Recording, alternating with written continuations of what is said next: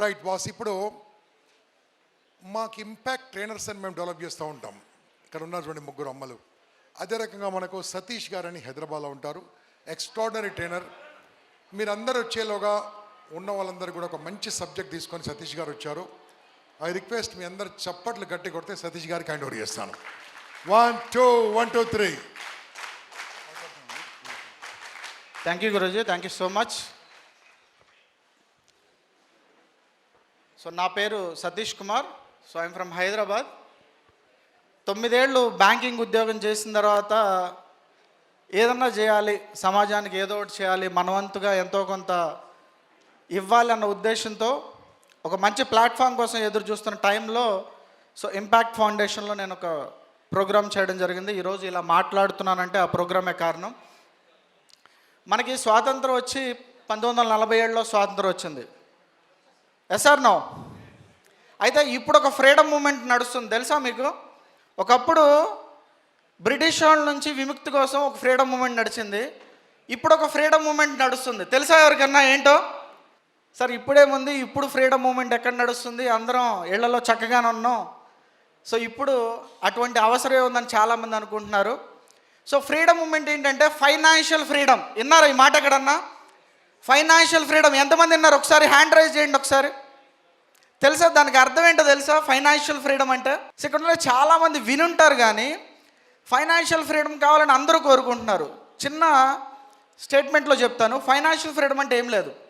నేను పని చేయకపోయినా కానీ నా ఇంటి ఖర్చులు, నా ఇంటి అవసరాలు, నా కుటుంబ అవసరాలు, నేను ఏదైతే నా జీవితానికి సరిపడా అవసరాలు ఖర్చులు ఉంటాయో, నేను పని చేయకపోయినా కానీ ఇల్లు గడిచిపోతుంటే అంత డబ్బు నా దగ్గర ఉంటే దాన్నే ఫైనాన్షియల్ ఫ్రీడమ్ అంటారు. సో చాలామంది మాట్లాడుతున్నారు ఈ రోజుల్లో. ఎక్కువ మాట్లాడేది ఏంటంటే ఫైనాన్షియల్ ఫ్రీడమ్. ఫైనాన్షియల్ ఫ్రీడమ్ కోసం ఎదురు చూస్తున్నారా? ఫైనాన్షియల్ ఫ్రీడమ్ కావాలా? అందరూ మాట్లాడుతున్నారు. కానీ ప్రాబ్లం ఏంటంటే నేను ఎంత సంపాదిస్తే ఫైనాన్షియల్ ఫ్రీడమ్లోకి వస్తానన్నది చాలామందికి తెలియదు. రఫ్గా ఒక ఫిగర్ చెప్పేస్తారు, ఒక 50 లక్షలు ఉంటే చాలు, 10 లక్షలు ఉంటే చాలు, 20 లక్షలు ఉంటే చాలని. మరి ఎంతమందికి తెలుసుకోవాలని ఉంది? నాకు ఎంత ఉంటే ఫైనాన్షియల్ ఫ్రీడమ్ వచ్చినట్టు, మీకు ఎంత ఉంటే ఫైనాన్షియల్ ఫ్రీడమ్ వచ్చినట్టు తెలుసుకోవాలని ఎంతమంది ఇంట్రెస్ట్ చూపిస్తున్నారు? ఒకసారి గట్టిగా హ్యాండ్ రైజ్ చేయండి ఒకసారి అందరూ కూడా. ఒకసారి అందరూ హాయ్ చెప్తేనే సెషన్ స్టార్ట్ చేస్తా. రైట్. ఫైనాన్షియల్ ఫ్రీడమ్ క్యాల్కులేషన్ చాలా ఈజీ. నా దగ్గర ఇప్పుడు ఒక 1000 రూపాయలు ఉన్నాయి. 2025 సంవత్సరంలో మనం ఉన్నాం. 2026లో ఆ 1000 రూపాయల విలువ 1000గానే ఉంటుందా, మారుతుందా?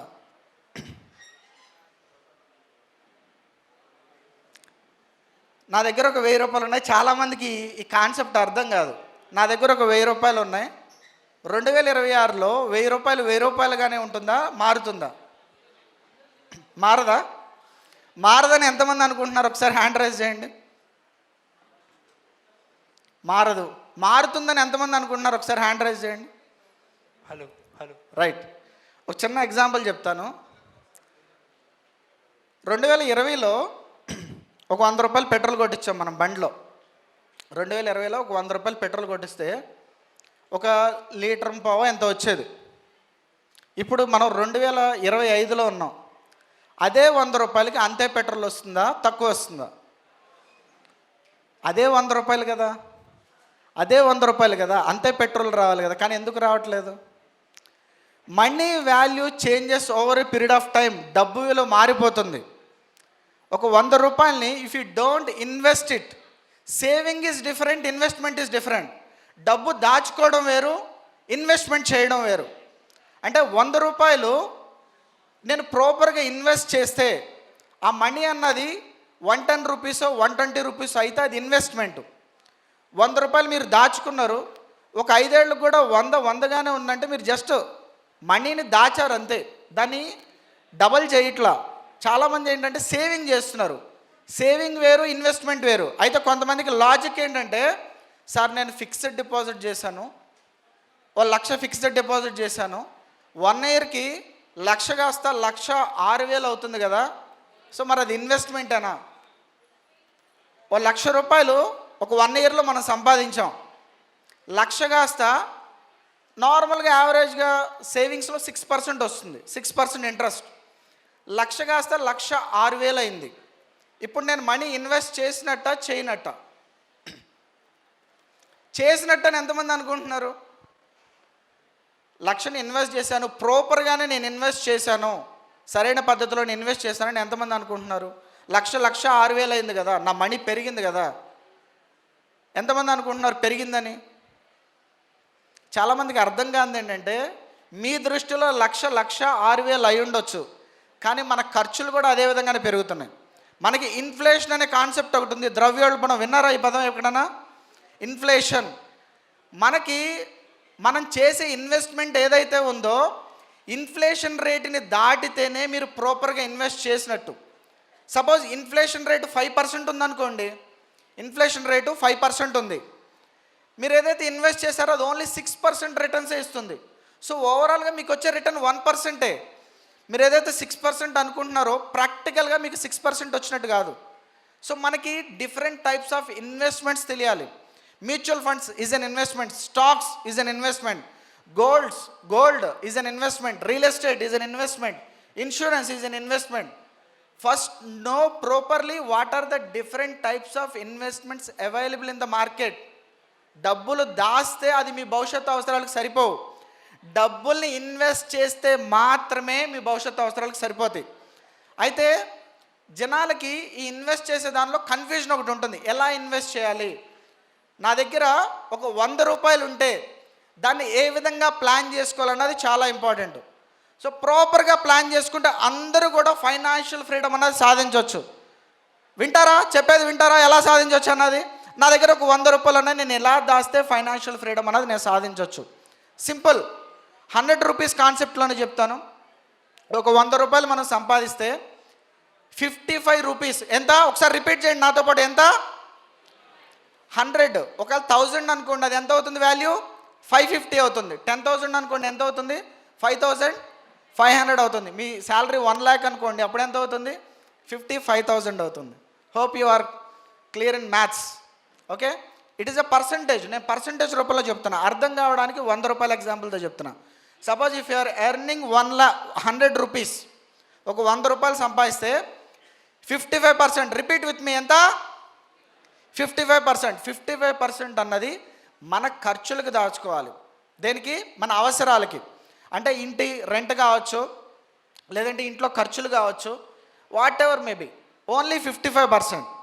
నెక్స్ట్ 10%, ఎంత? రిపీట్ చేయండి నాతో పాటు, ఎంత? 10%. 10% లాంగ్ టర్మ్ సేవింగ్స్లో. దేనిలో?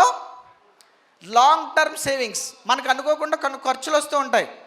దేనికి ఖర్చు పెట్టాలో మనకి రెగ్యులర్గా మనం వచ్చినట్టు ఖర్చు పెట్టేస్తూ ఉంటాం. ఒక్కొక్కసారి సడన్గా మన జీతానికి మించి, మన అవసరాలకు మించి ఖర్చులు అవుతూ ఉంటాయి. దాని గురించి మనం ఒక 10%, అంటే 100కి 10% అంటే ఎంత? 10 రూపీస్. దేనిలో సేవ్ చేయాలి? Long term savings. Next again ఇంకొక 10%. ఇప్పటిదాకా ఎంత అయింది మనకి? 65. ఇంకొక 10% మనకి ఫైనాన్షియల్ ఫ్రీడమ్ అకౌంట్. ఏంటిది? Financial freedom account. అంటే అందరూ కూడా కష్టపడకుండా, నేనేం పని చేయకుండా ఉన్నా కానీ నాకు డబ్బు కావాలి, నా ఇల్లు గడిచిపోవాలనుకుంటున్నారు కదా. సో మీరు సంపాదించిన ఒక 10% ఫైనాన్షియల్ ఫ్రీడమ్ అకౌంట్లో ఉంచాలి. మరి ఈ డబ్బును మనం ఖర్చు పెట్టవచ్చా? అసలు ఈ 10 రూపీస్ ఏదైతే ఉందో, ఈ 10% ఏదైతే ఉందో మీరు ఖర్చు పెట్టకూడదు. ఎట్టి పరిస్థితుల్లో కూడా ఖర్చు పెట్టకూడదు. ఓకే, సో ఇంకొక 10% అన్నది ఎడ్యుకేషన్ కోసం ఖర్చు పెట్టాలి. దేనికోసం? ఎడ్యుకేషన్. అంటే మనము ఒకప్పుడు నోకియా వాడేవాళ్ళం. మొబైల్ అంటే నోకియానే గుర్తొచ్చేది, టీవీ అంటే శాంసంగ్ గుర్తొచ్చేది, లేదు ఆటోమొబైల్ ఇండస్ట్రీలో మనకి మారుతినే గుర్తొచ్చేది. కానీ ఇప్పుడు అవే నడుస్తున్నాయి. ఆ ట్రెండ్ మొత్తం మారిపోలా. ఆటోమొబైల్ ఇండస్ట్రీ కాస్త టాటాకి షిఫ్ట్ అయింది. మొబైల్స్లో మనం ఐఫోన్ వాడుతున్నాం, రకరకాల మొబైల్స్ వాడుతున్నాం, అప్పో అని డిఫరెంట్ మొబైల్స్ వచ్చేసినాయి. అంటే మారిపోతుంది, ట్రెండ్ మారిపోతుంది. సో మన లైఫ్లో కూడా మనం వాడే ప్రతిదీ మారిపోతుంది రోజు రోజుకి. కానీ మారాల్సింది మన బ్రెయిన్. ఇది మారిందా లేదా అన్నది మీకు మీరే క్వశ్చన్ మార్క్ చేసుకోండి. నిజంగా మనం రేపటి అవసరాలకు తగ్గట్టు మారుతున్నామా లేదా? ఓకే, సో అట్లా మారాలి అంటే మన కోసం కొంత మనం ఇన్వెస్ట్ చేసుకోవాలి. దానికి మనం ఒక 10% కొత్త లాంగ్వేజెస్ నేర్చుకోవడం, కొత్త స్కిల్స్ నేర్చుకోవడం, కొత్త టెక్నాలజీస్ నేర్చుకోవడం. దీనికోసం ఎంత కేటాయించాలి? 10%. మరి ఇంకొక 10% దేనికోసం అంటే ఎంజాయ్మెంట్ కోసం. లైఫ్లో చాలామంది ఒక 50 ఏళ్ళు వచ్చిన తర్వాత ఎంజాయ్ చేద్దాం, 60 ఏళ్ళు వచ్చిన తర్వాత ఎంజాయ్ చేద్దాం అనుకుంటారు. There is no tomorrow. జనరల్గా రేపు ఏమవుతుందో మనకు తెలియదు. So you have to live the life fully. బ్రతికినంతకాలం సంతోషంగా ఆనందంగా గడపాలి కాబట్టి, ప్రతిరోజు సంతోషంగా ఉండాలి కాబట్టి, మీరు ఖర్చు పెట్టే దానిలో 10% ఎంజాయ్మెంట్ కోసం కేటాయించండి. సినిమాకి వెళ్ళండి, పార్క్కి వెళ్ళండి, ఫ్రెండ్స్తో తిరగండి, పార్టీ చేసుకోండి, రెస్టారెంట్కి వెళ్ళండి, పార్క్స్కి వెళ్ళండి, ట్రిప్కి వెళ్ళండి. కానీ అది 10% లోపే ఉండాలి. కానీ ఎంత సంపాదించినా కానీ కొంత మనం ఈరోజు బాగున్నాం, ఈరోజు ఇక్కడ అందరూ వచ్చారు, నేర్చుకుంటున్నారు. ఎవరొకరు ఈ హాల్ డొనేట్ చేశారు, కొంతమంది ఫుడ్ డొనేట్ చేశారు, కొంతమంది స్పీకర్లు వచ్చి మాట్లాడుతున్నారు. సో అంటే వాళ్ళు ఇస్తున్నారు, ఎంతో కొంత సమాజానికి ఇస్తున్నారు. మన లైఫ్లో కూడా మనం కూడా ఎంతో కొంత సమాజానికి కంట్రిబ్యూట్ చేయాలి. కాబట్టి మీరు సంపాదించే దానిలో ఒక 5% అంటే ఎంత, 5 రూపీస్ డొనేషన్ కోసం యూజ్ చేయాలి. టోటల్గా 100 ఏదైతే ఉందో 55% దేనికోసం? Long term savings. ఒకసారి రిపీట్ చేయండి నాతో పాటు, లాంగ్ టర్మ్. ఏది చెప్తే అదేనా? ఏం చెప్పాను ఫస్ట్? 55% నెసెసిటీస్. Be focus. చెప్పేది వినండి జాగ్రత్తగా. 55% అన్నది మన అవసరాల కోసం. Next 10% long term savings. Next 10% financial freedom account. Next 10% education. Next 10%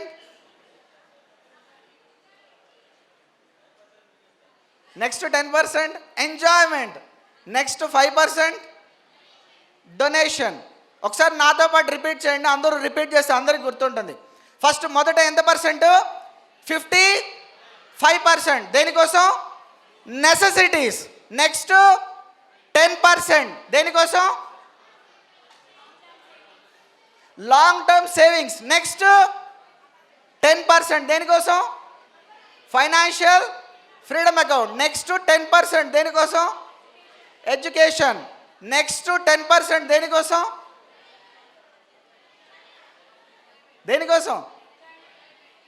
enjoyment. Next 5% దేనికోసం? Donation. So all put together 100% అవుతుంది. లైఫ్ని పూర్తిగా ఎంజాయ్ చేయాలన్నా, టెన్షన్ లేకుండా బ్రతకాలన్నా కానీ ప్రాపర్గా ప్లాన్ చేసుకోకపోతే, మన ఖర్చులు ప్రాపర్గా ప్లాన్ చేసుకోకపోతే ఒక స్టేజ్ వచ్చేప్పటికి మనకు అర్థం కాదు. మనము జాబ్ చేయగానే చాలామంది పెన్షన్ కోసం దాయమంటే 20 ఏళ్ళు వచ్చిన ఒక వ్యక్తిని 60 ఏళ్ళప్పుడు వచ్చే పెన్షన్ గురించి నేనెందుకు ఆలోచించాలి, అప్పుడెప్పుడు 60 ఏళ్ళకి కదా పెన్షన్ వచ్చేది, నేను ఎప్పుడు గురించి ఎందుకు ఆలోచించాలని చాలామంది ఒక రాంగ్ పర్సెప్షన్లో ఉన్నారు. మీకు 60 ఏళ్ళ వరకే సంపాదన ఉంటుంది, 60 ఏళ్ళ తర్వాత ఎక్కడ ఉద్యోగాలు ఉండవు. సో అప్పుడు మీరు సంపాదించలేరు కాబట్టి, మీకంటూ రెగ్యులర్ ఇన్కమ్ ఉండాలి కాబట్టి 20 ఏళ్ల వయసు నుంచే మీరు పెన్షన్ గురించి ఆలోచిస్తే అప్పటికి మీరు దాచుకోగలరు. ప్రాపర్గా ఫైనాన్షియల్గా ప్లాన్ చేసుకోకపోతే పెళ్లి టైంకి నా దగ్గర ఎంత ఖర్చు ఉండాలి, పిల్లలు పుట్టేప్పటికి నా దగ్గర ఎంత సేవింగ్స్ ఉండాలి, వాళ్ళు చదువుకోవాలంటే ఎంత ఉండాలి, వాళ్ళకి పెళ్లి చేయాలంటే ఎంత ఉండాలి, పెళ్లి తర్వాత బాధ్యతలు తీర్చాలంటే ఎంత ఉండాలి, ఇప్పటి నుంచి కనుక మీరు ప్లాన్ చేసుకోకపోతే సో ఆ పరిస్థితులు ఎదురైనప్పుడు ఎక్కడో చోట మళ్ళీ అప్పులు చేస్తూ ఉంటారు, లైఫ్ అంతా టెన్షన్తోనే గడిపేస్తూ ఉంటారు. So plan everything properly. So మనం ఏ ఫ్రీడమ్ మూమెంట్ గురించి మాట్లాడుకుంటున్నాం? Financial freedom. సో మళ్ళీ ఒకసారి నాతో పాటు రిపీట్ చేయండి. ఫస్ట్ ఎంత సేవ్ చేయాలి? 55%. దేనికోసం? నెసెసిటీస్. నెక్స్ట్ గట్టిగా చెప్పాలి అందరూ, 10% దేనికోసం? Long term savings. నెక్స్ట్ 10% దేనికోసం? ఎడ్యుకేషన్. నెక్స్ట్ 10% దేనికోసం? ఎంజాయ్మెంట్. నెక్స్ట్ 5% దేనికోసం? డొనేషన్. సో ఇది ప్రాపర్గా ప్లాన్ చేసుకుని, if you can't measure it, అంటే మీ ఎక్స్పెన్సెస్ మెజర్ చేయకపోతే, మీ ఫ్యూచర్ ఎక్స్పెన్సెస్ మెజర్ చేయకపోతే you can not manage it. So to manage it you have to measure it. So measure your expenses, measure your savings, measure your investment, plan your future properly. Because అందరూ కూడా students ఎక్కువ మంది ఉన్నారు కాబట్టి జనరల్గా ఒక job రాగానే మొదట చేసేది ఏంటంటే everybody most of the people spend their savings or spend their earnings on enjoyment. ఈ 55% కాస్త ఎంజాయ్మెంట్ మనం ఎంత పెట్టుకున్నాం 10% కదా, 55% ఎంజాయ్మెంట్ పెట్టుకుంటారు. దాని తర్వాత పెళ్ళి అవుతుంది, దాని తర్వాత పిల్లలు వస్తారు, దాని తర్వాత అందరూ స్ట్రగుల్ అవుతూ ఉంటారు. 30 డేస్లో most of the youngsters 25th date వచ్చేప్పటికి చాలామంది బ్యాంక్ అకౌంట్లో సేవింగ్స్ ఉండవు. Okay, so plan your career properly. ఇండియాలో చాలామంది ఫేస్ చేస్తుంది ఏంటంటే ఫైనాన్షియల్ ఎడ్యుకేషన్ అన్నది లేదు. ఫైనాన్షియల్ ఎడ్యుకేషన్ లేదు. 20,000 సంపాదిస్తున్నా కొంతమంది లక్షలు బ్యాంక్ అకౌంట్లో ఉంటున్నాయి, కొంతమంది లక్షలు సంపాదిస్తున్నా కానీ కనీసం 1,000 రూపాయలు కూడా బ్యాంక్ అకౌంట్ ఉంటున్నా, బికాస్ ఫైనాన్షియల్ డిసిప్లిన్ అన్నది లేదు. Okay, is everyone clear how to get financial freedom? So measure your expenses, plan your future. Do you want ask anything related to this? And apart from this, మనకు ఒకప్పుడు trend ఏంటంటే 1,00,000 రూపాయలు సంపాదించిన వ్యక్తి, 1,00,00,000 రూపాయలు సంపాదించిన వ్యక్తి, లేదంటే 10 కోట్లు సంపాదించిన వ్యక్తి, 100 కోట్లు సంపాదించే వ్యక్తి, ఇది న్యూస్. మనకు అది గొప్ప న్యూస్ అనమాట. లక్షాధికారి అయిన వ్యక్తి, లక్షాధికారి అయిన సోమేశ్వరరావు, కోటేశ్వరుడైన రామేశ్వరరావు, ఏదో ఇది న్యూస్ అయ్యేది. ఇప్పుడు న్యూస్ ఏంటో తెలుసా? ఇప్పుడు